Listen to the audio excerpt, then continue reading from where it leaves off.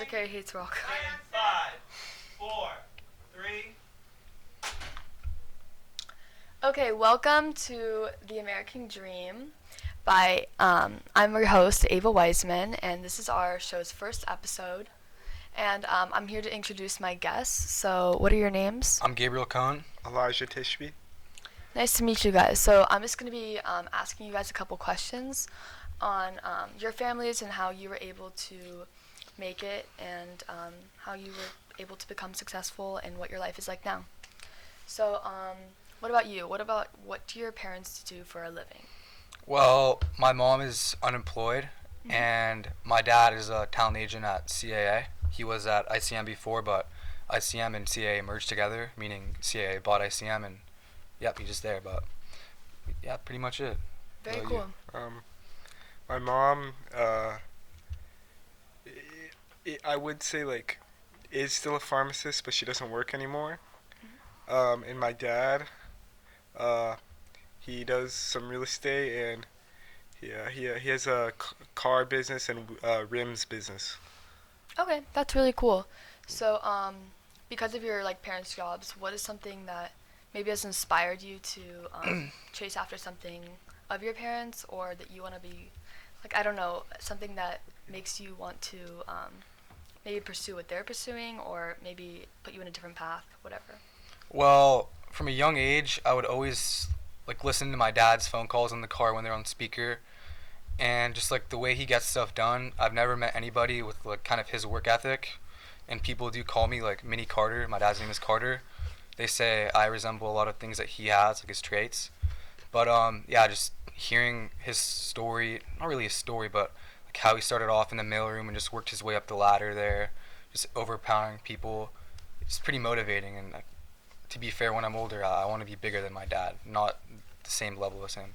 Okay, I yeah, told him that as well. I was that. I'm going to be higher than you.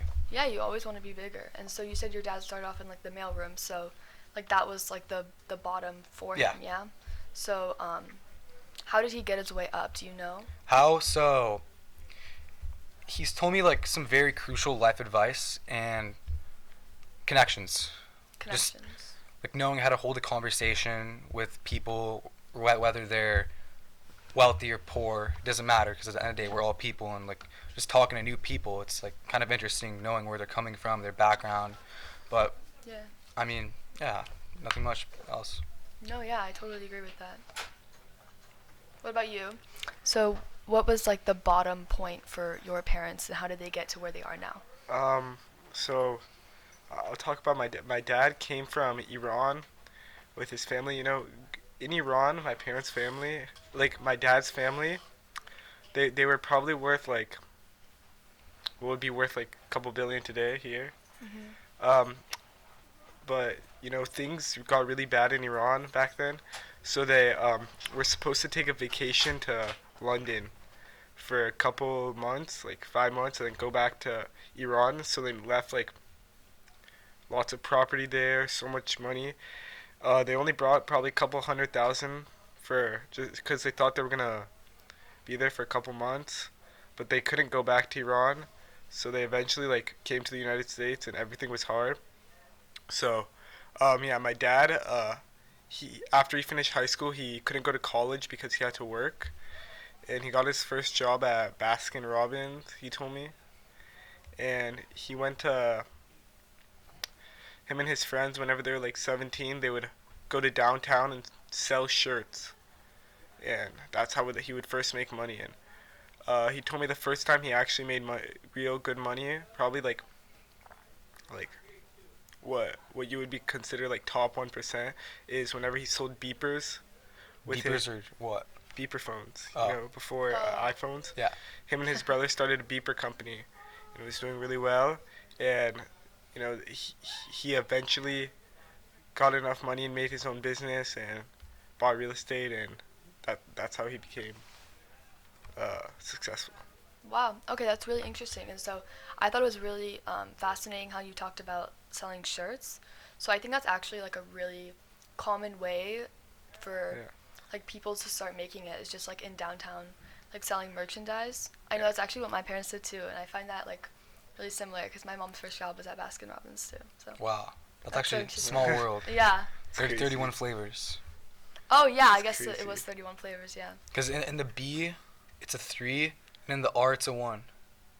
I'll show Oh you my god, after. I never thought about that. No, I swear to God. Is that really how it is? Wow, interesting. So, okay, so what else? So, you guys both want to be bigger than your parents, yeah? Always, of course. Yeah. you always wanna be You always better. gotta reach higher. Exactly. So, what is reaching higher for you?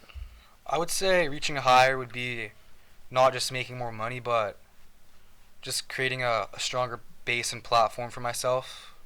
Because, well, to be fair, when I'm older, I don't just want to be somewhere in like the film industry, and I'm still like figuring everything out because I do enjoy like my dad's role in the entertainment industry, but at the same time, he has a lot of friends that I'm like interacting with, talking to, just picking at them for questions and just knowledge I can imply to my own. But just seeing like how many different positions there are in the film field, it's like pretty fascinating, and there's so many that just like have grabbed my eye, but I don't know really what to hold in one place, you know? Yeah, no, that makes sense. So, what would you do differently than your parents? Well, to be fair, I think my dad would be helping me out, but just like I just wouldn't stop working. Yeah. I'm the type of person when I ask somebody to do something and they don't do it, I just do it myself.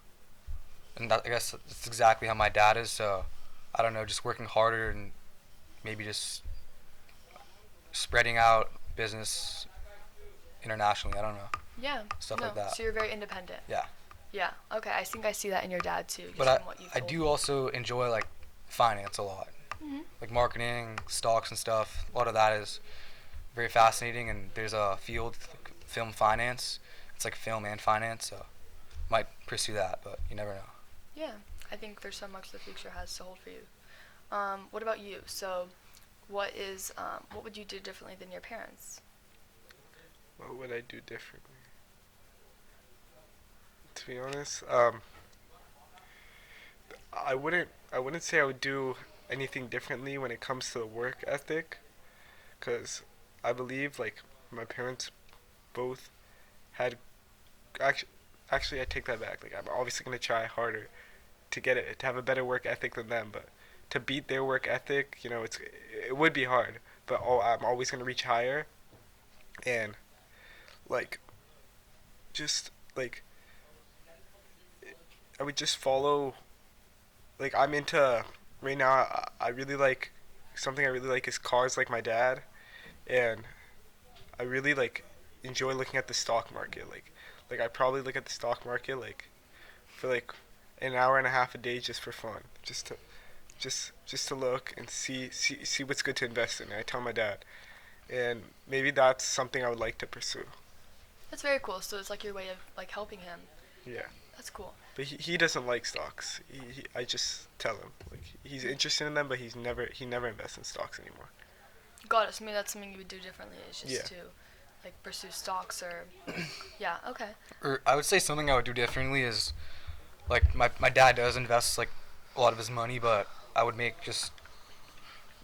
put a lot of my money toward investments, like just locking stuff away, just letting it sit, and then years later you just open the account and it's stacked up. But Okay.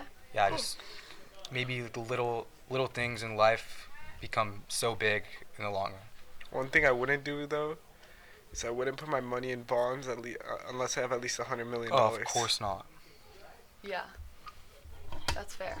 So You have to have at least 100 mil to do that shit. yeah.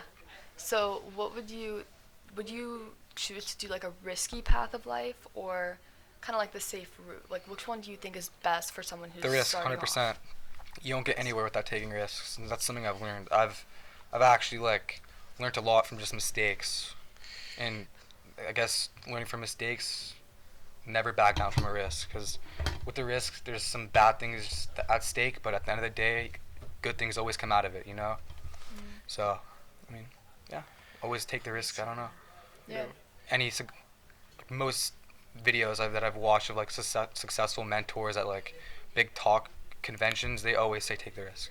High risk, high reward. So why not? Yeah, so take the risk. That's the choice. I think I also agree with that because I feel like if you play the safe path, you're always going to be in the same place, and I feel like you have to take the chance of becoming unsuccessful to be successful in the beginning. So I definitely agree with that. I mean, Like- taking the safe path too. It's so mediocre. Like just everybody else working a 9 to 5 in America. Yeah. Well, why want to be like them? Like they come home, they come home at like 5, eat dinner, go to bed, wake up at 9, back. It's like a cycle. Yeah. Just If you living. take the risk, Take the you, risk. you gotta like, you can't just be a mediocre person. To take the risk, you have to have like, to work so hard. If you want the risk to become like, something Rewardable. yeah, you have to put so much effort into it. I agree. And you can't do that if you have a bad work ethic and you're not willing to do it. Then like the risk is just stupid. Like don't take any risks if you're not gonna. If you have a bad attitude towards it and you're not gonna work at it. And they do say Rome wasn't built in a day. So like you're not gonna become the best at something. You're just learning. Like you have to keep hacking at it and just study. Not study, but like just review. Yeah. Review what you're doing with life. Yeah, that makes a lot of sense. So, did any of your parents go to college? That's what my Yeah. next question was. My mom, she was actually a model. She moved to Tokyo when she was 18. She modeled for like big Japanese brand like Billionaire Boys Club and Bape. Where did your mom go to college? She didn't go to college. She was Oh. modeling. She was Oh, yeah. making good amounts of money. really awesome. She didn't go to college because she was modeling in Japan. I mean, Yeah. why go to college if you're gonna be modeling in Japan? Yeah. That makes But she met my dad, and my dad went to Skidmore. It's like an art college in New York. Mhm. But yeah. Very cool. Okay. So, what about you? Yeah, like as I said, my dad didn't go to college. But my mom did. And she went to USC and UCLA for. USC and UCLA. Yeah. Okay, so like she transferred or? No, I think like no way. She got her like degree in what is it like? And then she went to like what is it, undergrad after you. Oh, undergrad? Oh. Yeah. She went to a different school for undergrad. Yeah. I don't know which one she went to first though. Okay, cool. So Who's that? we have 1 minute. Okay, perfect. It was very cool. I mean, I think it was very interesting learning Thank you about for having guys. us. Yeah, I'm really happy to have you guys. I think I learned a lot about you guys.